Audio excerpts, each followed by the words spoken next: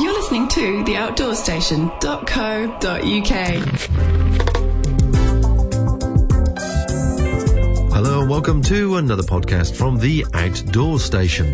And first of all, let me start by apologising by the infrequent releases that we've been doing. We've been, like most people, we've had a very, very busy year, and certainly things seem to be getting busier and busier all the time, and time has been sacrificed from somewhere. And sadly, we've had to take time from producing the podcasts, which do take a fair amount of time, and put it into other activities. Anyway, that said, we have looked back over the year, and I've been rooting around for various interviews that I've done and not released, and I must admit I do apologise, and it's very remiss of me not to bring this one forward sooner, as these are a series of interviews that we recorded at the Wilderness Gathering this year. Now, the Wilderness Gathering, as you probably remember, is really basically where all the bushcraft community get together and have their sort of outdoor show. And it's a great event. It's a real hands-on, back-to-nature event, which is unusual in this day and age, where you have the NEC type events, which have got obviously all the facilities and the costs to go with it, whereas this one is much more hands-on. It's on a farm. There's the ability to actually camp amongst the bushcraft community as well, next to the main arena. And for some people visiting the show, it's actually probably the first time they really do wild or rough camping, as it were, and they learn a lot by seeing what other people are carrying with them, and so on. So when the bushcraft event comes around in 2009, the Wilderness Gathering, do keep your eyes open for it, because although it's not cheap to get in, it's well worth going. And certainly if you like sharing knowledge and information and picking other people's brains, it's definitely the place to go. It's certainly a much more intimate and friendly event, and considerably smaller than any of the bigger, more commercial ones, but still very popular nonetheless. So what do we do at the Wilderness Gathering? Well, we had a stand down there doing various commercial activities, but we also broke away from time to time to speak to various people.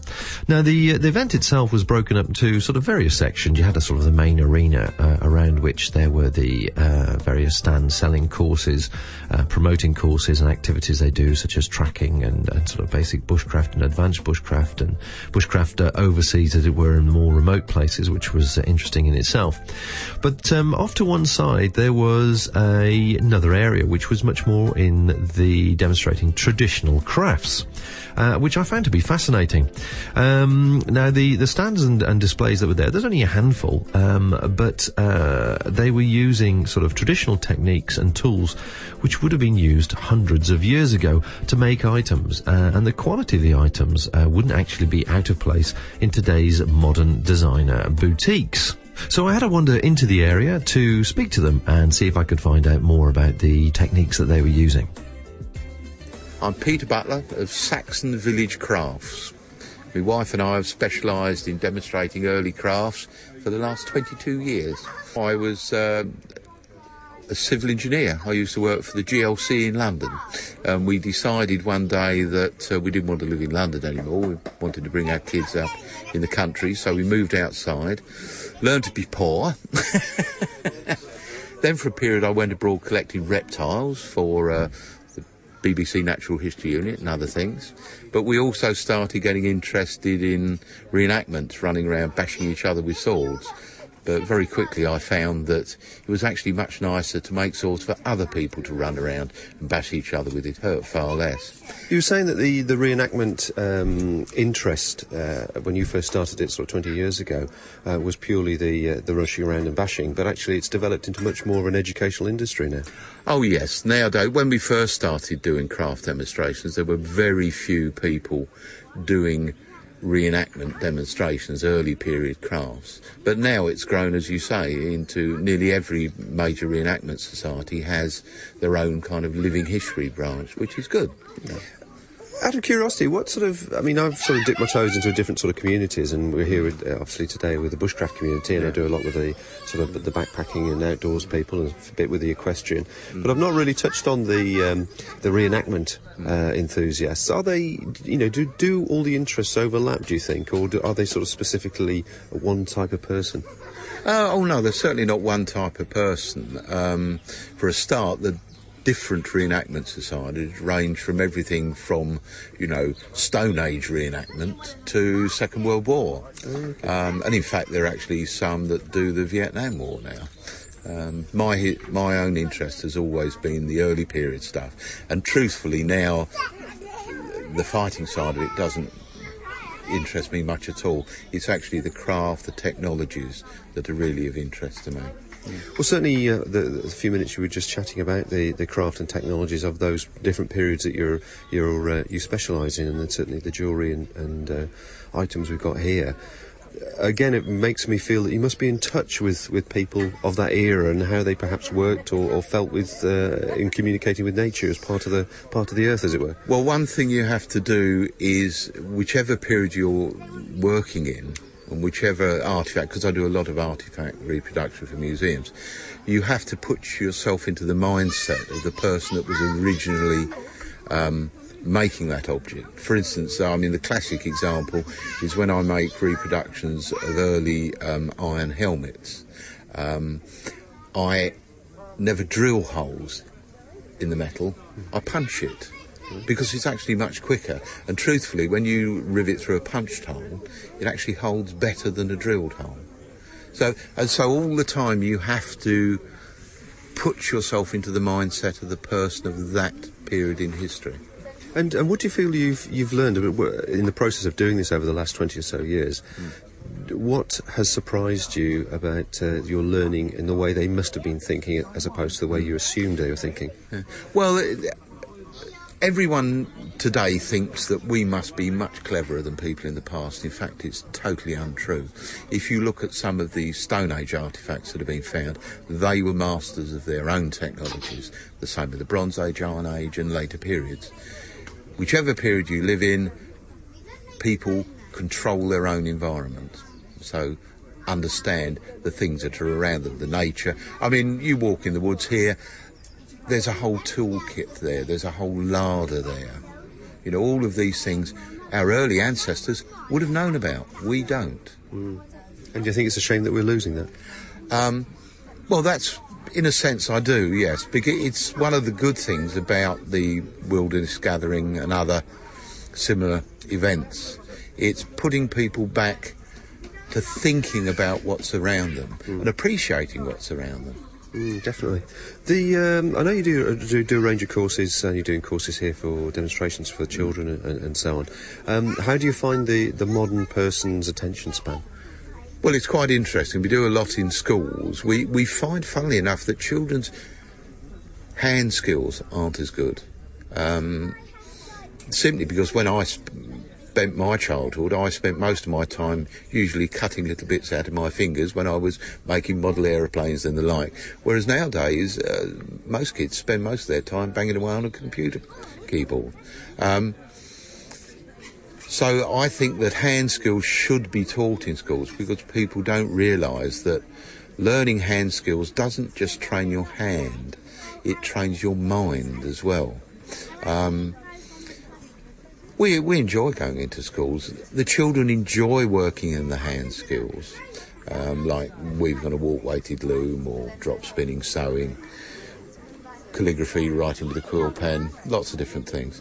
They do enjoy it, and they would enjoy it if they had more time to do it in school. Yeah, well, we're back to the same old nutshell, aren't we? Oh, yeah. It's just because there isn't enough time to do everything, and some of the important skills are being sacrificed for computer skills.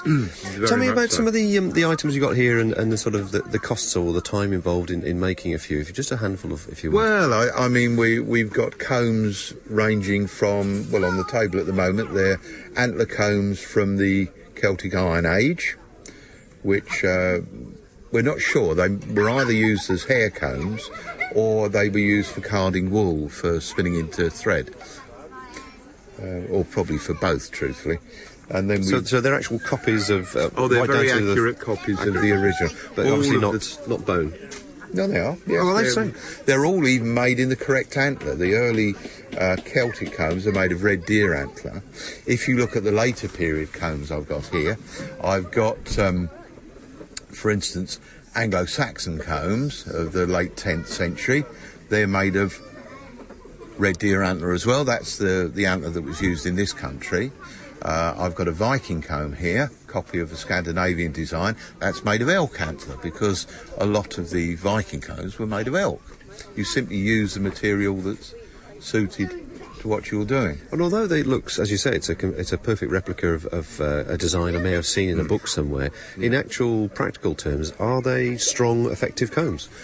Oh yes, the reason they're made of antler is a kind of bone, but it's about 30% tougher than ordinary bone. So when you look at items made of bone and antler, you'll see a difference. You'll see things like bone cloak pins around. You will find bone spindle wheels doing drop spinning. You'll find medieval bone spoons.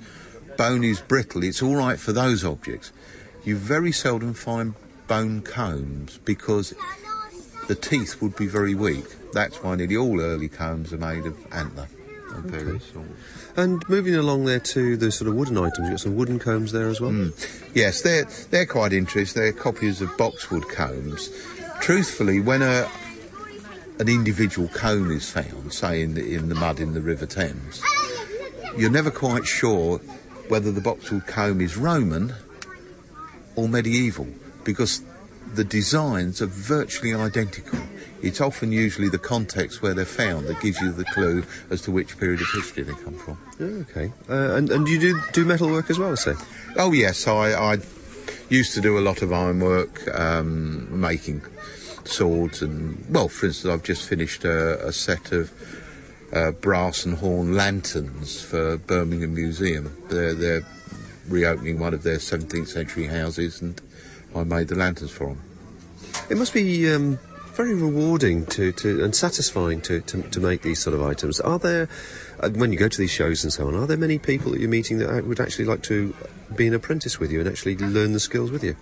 Oh yes, I mean, in fact, our business isn't just my wife and I. We have a group of people that work with us on a regular basis, 2 or 3 of which have actually been helped to start in their various activities by us.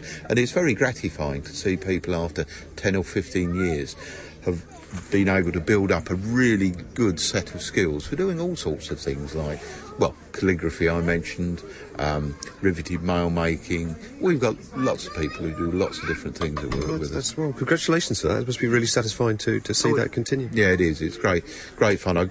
I get a lot of pleasure about seeing the encouragement you can give people. And just finally then, the sort of bushcraft community that we're in at the moment, how has that changed over the last few years, and where do you think it's sort of going? Well, it's certainly got bigger. I mean, we're all really on the periphery of bushcraft. I mean, funnily enough, we've used a lot of the bushcraft skills because we've spent a lot of the last 20 years, camping in fields. But since we've been working at this event with Roger, it's grown massively so. I mean, partly true because of the television programmes that have evolved talking of bushcraft. But I think people are beginning to see the natural world around them as important, and also as a classroom, a place you can learn many things and find things of great use to you as well. And if you want to contact Peter Butler, details can be found in the show notes next to this podcast on theoutdoorstation.co.uk. Now, many whisky connoisseurs will be aware of the island of Islay, off the northwest coast of the UK, renowned for producing the most strongly flavoured phenolic whiskies in Scotland. Well worth a trip in my book. However, it's also the home of one of the most remote bushcraft schools, Islay Birding and Bushcraft, run by the well-known and much respected Jeremy Hastings. Jeremy not only runs the school, but is also a professional storyteller, trying to keep the art of listening and vivid imagination alive in all of us. Highly privileged. fantastic scenery, great place. I mean, we live it. You know, that's the thing, and we deliberately chose to do that.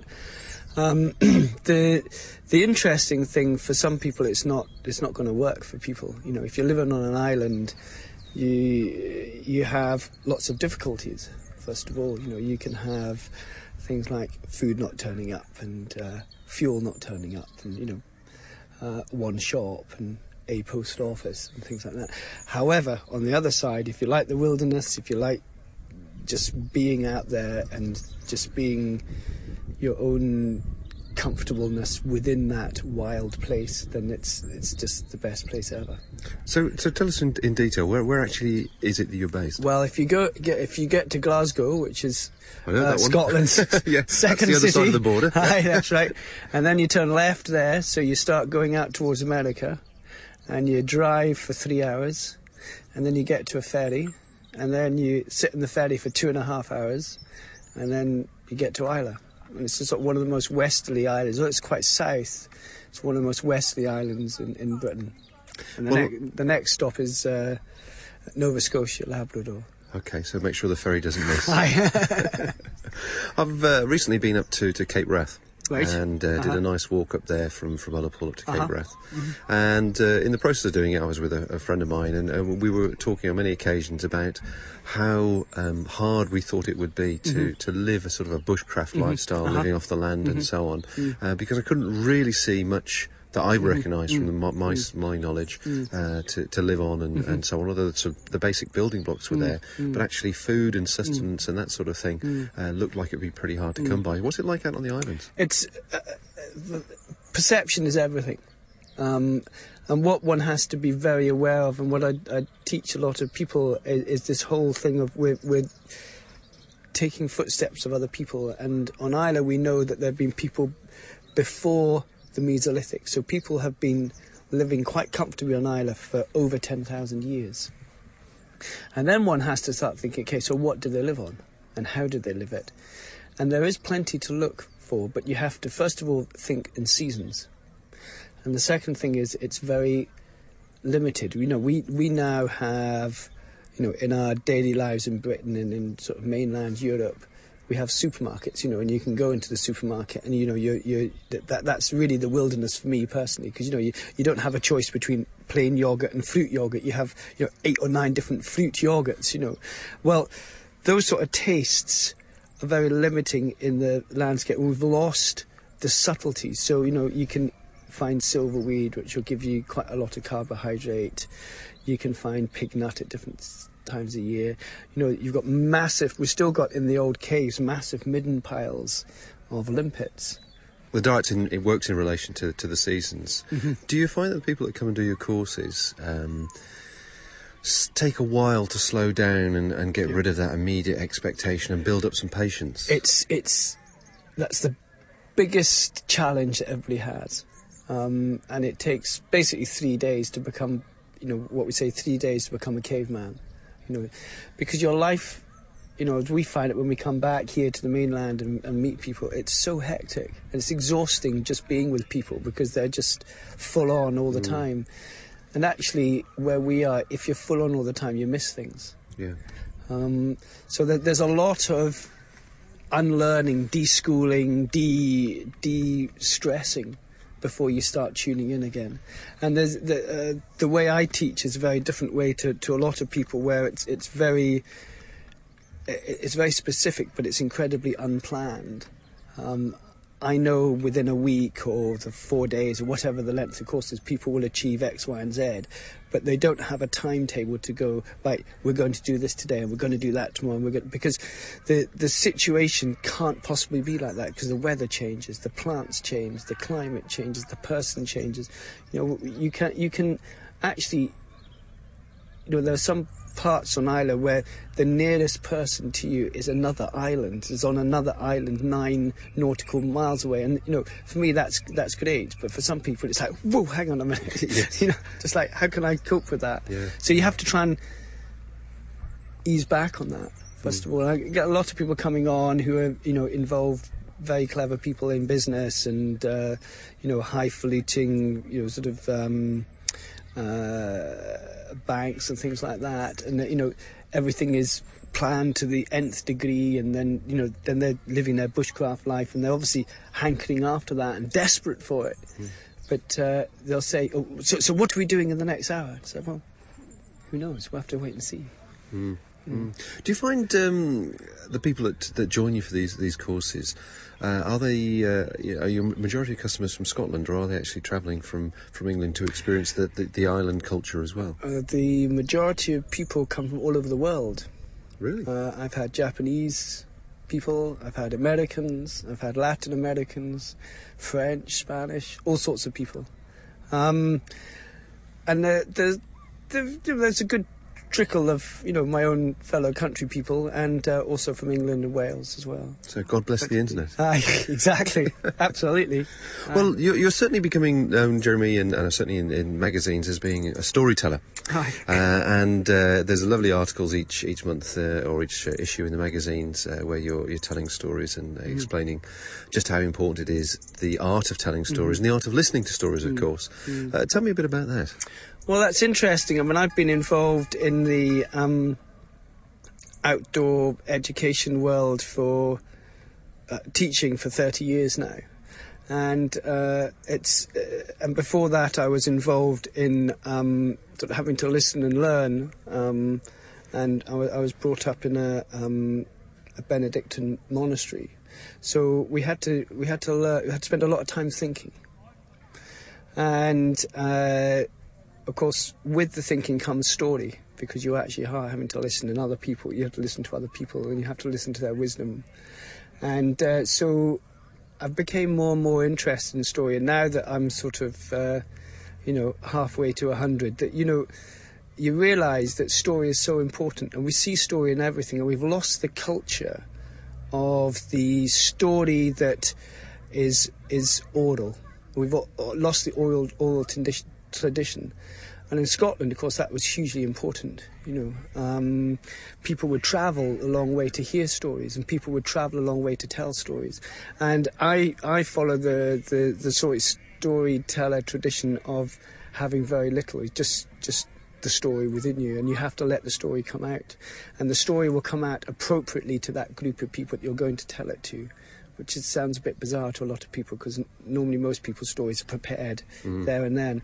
But I have a sort of a bibliothèque of stories that I can just pull into and just add, and that's how it works. Well, I saw you in fine form last night, completely surrounded by children around a lovely fire there, and you had them completely enraptured. Well, that's very nice of you to say. They were there, and the great thing was you using the balance and the timbre of your voice, and the raising and the dropping of the voice, and keeping it quiet, and they had to listen harder. Do you find that they demonstrate afterwards a sort of surprise that something so simple as telling a story, as opposed to it being internet or coming off the computer or coming off a PlayStation, they're surprised at actually how enjoyable something as simple as that can be? I don't know if they're I think the parents are surprised. Really? I think that's the thing. I think they're shocked at their children being able to listen to that. I think story is innate in everybody. And I've worked all over, literally sounds very arrogant, but I've worked all over the world, from North Arctic,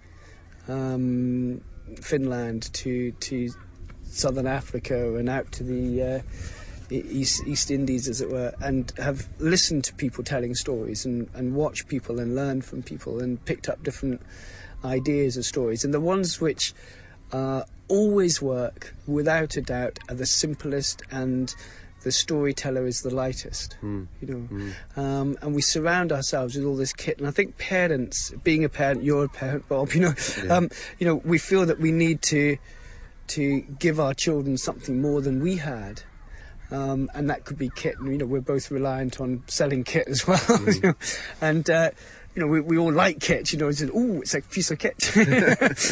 But actually, when you start paring it down, what do you actually need? And with story, all you need is somebody who can see the imagination and allow you to see your imagination. Because when you say something in a story like that, especially with people, every single person in that audience, and that's the interesting, the audience is audio. They're the ones who are listening. Every single person has their own story and that own picture in their own head.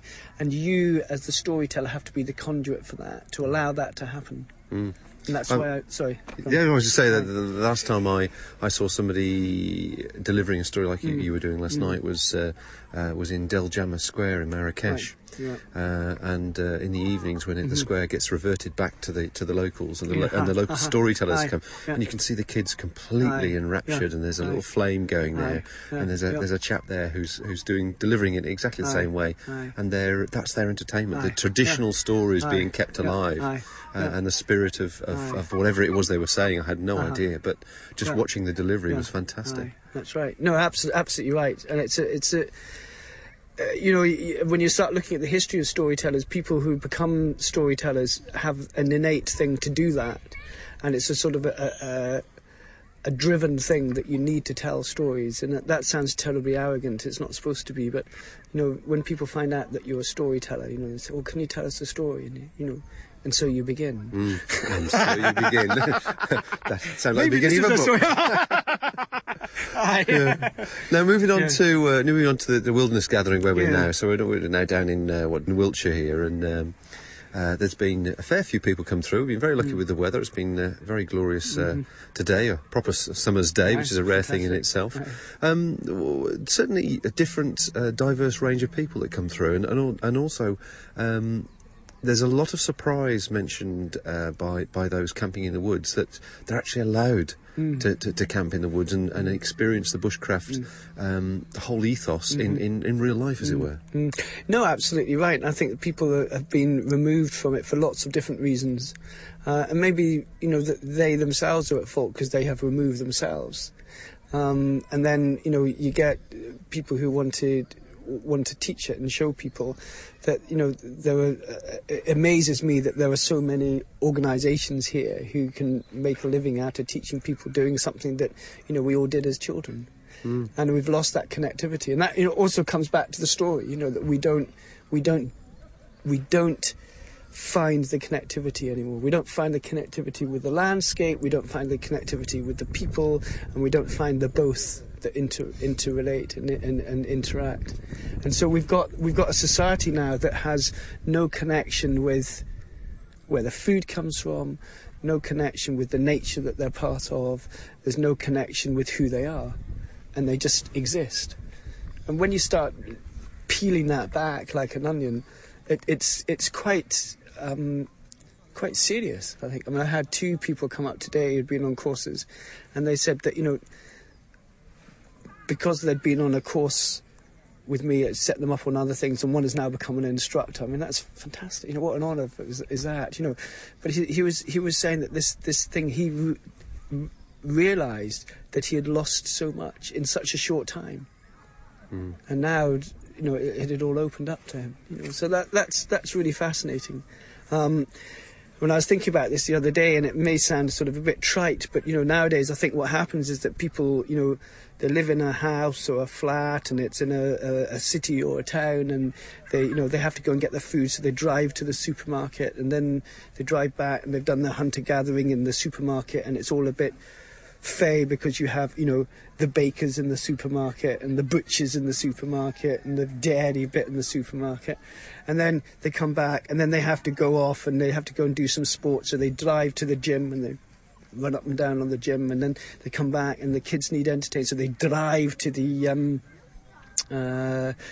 cinema or whatever, so they get their entertainment and they come back, and they ought to go and see some nature, so they drive to the wildlife reserve. So everything is not connected anymore. So when you have an opportunity like this, the wilderness gathering, where it's full-on connectivity, and there are people here from all sorts of backgrounds, and it's a very sort of laissez-faire attitude. It's great. And everything from barefooted children to sort of very over richly weaponed adults. It's quite a mix, and fantastic. Each to his own. More information on Jeremy and his activities can be found at Islay Bushcraft or islaybirding.co.uk. And of course, there's links in the show notes. Now, it was good to see at the Wilderness Gathering many people following their pastime, and it was encouraging to see the number of children that were there. But dragging kids away from PlayStations is becoming a regular complaint, often overheard amongst mature outdoor fans who can't understand why the younger generation are not getting the same thrills from their outdoor lifestyle as they are. Perhaps the adults themselves struggle with a bit with the outdoor lifestyle, and their concerns and apprehensions are passed on unwittingly to their offspring, and thus fear creeps in, and once again the PlayStation takes over. However, there are some new books which have been released by Going Wild, and their ethos is simple, aimed directly at the younger person. They're all about encouraging youngsters, and the not-so-young, to escape into the great outdoors to discover the wonders and excitement of the natural world. Their aim is to inspire children and young people to switch off that TV and rush outside. Here their imaginations can run riot. They can learn new skills and face new challenges. Going Wild aims to help you and your children take advantage of whatever nature offers throughout the year. Don't stay cooped up indoors. Get outside for some real-world adventure. At the Wilderness Gathering, Rose spoke to the authors Fiona Danks and Joe Schofield to find out how and why the books came about. Well, Joe and I met when our children were young, and we both enjoyed taking our children outdoors with our with our husbands, obviously, and playing with them in the woods, doing all sorts of activities. And lots of our friends would say, "Oh, we can't walk with us anymore because the children don't want to walk. They don't want to go outside." And we decided there's something wrong here. We need to be encouraging more people to take their children outside to enjoy the natural world. And I'd been thinking about writing something, and Joe had been taking pictures, and so we decided that we would work together and collaborate on a book. So if that was the beginning, how then did you actually put that into practice? Because I know often having good ideas is great, but actually actioning them is a different thing. I think I'd done quite a lot in the commercial world with the photography, so we actually started off by writing articles, and we'd write articles and illustrate them to try and inspire people, so it looked good and it looked fun. And we got a series of articles in Country Living magazine over a year, really, didn't we? Seasonal activities, so that we were sort of showing that you could go out in the winter, you could go out after dark, even after school, and have tea outside, even not in the summer. And so we did that for Country Living, really, and from that, the book came. We then approached publishers, and one publisher we went to, the person we sent the proposal to had just moved to the country. She had children, and she'd just seen the articles in Country Living. So we were very fortunate, and then that publisher took us on, and we published our first book, Nature's Playground, in 2006. And our next book, Go Wild, which is bushcraft adventures for 11 to 16-year-olds primarily, that comes out next year. And then we have another book, Run Wild, which will be coming out in 2010, which is activities, again, for the slightly older children. That's creative activities, from basket making to digging up clay and making pots in your own kiln, to practical conservation activities, games, making go-karts, cricket bats, children's parties outdoors, all sorts of things. All our things, I think, involve you don't have to buy very much. It's all sort of things that you can sort of scavenge and try to make it accessible to all. Yeah. I think what's quite interesting looking through the books, it's stuff probably we did naturally, and yet we seem to have to be educating people on how to do these activities again themselves. I mean, I was struck here today just watching your daughter Connie whittling away with a very sharp knife, making something. Connie, what were you up to? I was making a spoon. Basically, I had just had a lesson on knife safety, and my mum always warns things about knives just in case, and it is a sharp knife, so I can get through the wood easily, and it's better to have a sharp knife than a blunt one, because otherwise you have to put more pressure on the blunt one and it's more easily to hurt yourself. Well done, that was quite a lesson in itself. Now tell me, Connie, can you tell me what sort of wood you were using? I was using hazelwood because it's softer and it's easier to make things out of, and it hardens afterwards. Now, I can already see a beautiful spoon shape there, but you've left the end. Why have you left the end, the opposite end to the spoon, the handle part, much wider? It's so I can make an animal head at the end of the spoon. I've left enough space so I can make whatever animal I want. Her brother is here, and yes, he's been making all sorts of things. He's had a go at making atlatls, which are sort of throwing... primitive natural missile launchers, they call them. It's easier to make than a bow and arrow, and is a way of making a dart or a spear go much further than if you were just throwing the dart or spear straight from your hand. That sounds great. So where the book's obviously available here, but where can people get hold of the book that's published? It's available in most good bookshops, as they say, but it's also available on Amazon and quite a lot of websites it's available from, and also from our publisher's website, which is Francis Lincoln. It's also, we have a website as well called goingwild.net. Yes, www.goingwild.net, and all the information about our books. And we're trying to actually get sort of information on where you can go and do these activities in your area, trying to encourage people to actually add to it. And we're hoping to have a sort of forum and a discussion going, and try and encourage more people to get out and say it's okay to let your kids out, it's okay to let them get dirty, it's better that they learn to judge risk for themselves, and do things that initially you might think are a bit dangerous, but actually if they're taught properly, they get a huge sense of achievement out of it and learn new life skills, really. And there's also huge social skills as well, I think, that they learn. I mean, in the making of our books, we've had some wonderful times just sitting around fires with children, and you know, they can entertain themselves perfectly well without the TV and the computer and the mobile phone. But sometimes it's quite a struggle to get them out there. But once you're out there, it's well worthwhile.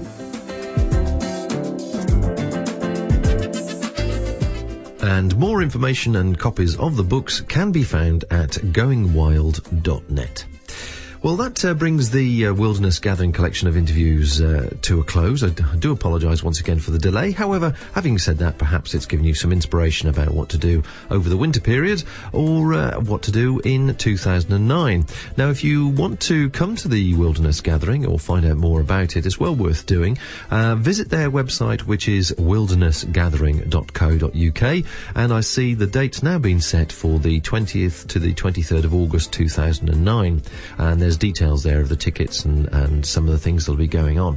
We will certainly be there once again. It is a great family event, and certainly if you're tempted to find out more about the bushcraft activity, or even enhance your knowledge for your outdoor activities by taking on some bushcraft skills, it's certainly the place to go, and you can find out more about the equipment, the courses, and the people once you're there. So it's well worth doing, and also, if nothing else, as we've already stated, it's great fun to be able to be at an event like that and camp with hundreds of other like-minded people. It's a fairly unique event, certainly from that point of view. Anyway, so that about wraps this one up from us. There are some more coming before Christmas. We're also trying to concentrate and do a few more video podcasts as well, which sadly take a lot longer, but they're well worth it to pass on the love and the knowledge and information of all the exciting new gear and things that are floating around. Anyway, until next time, have a good winter break, and we'll catch up with you very soon. Bye for now.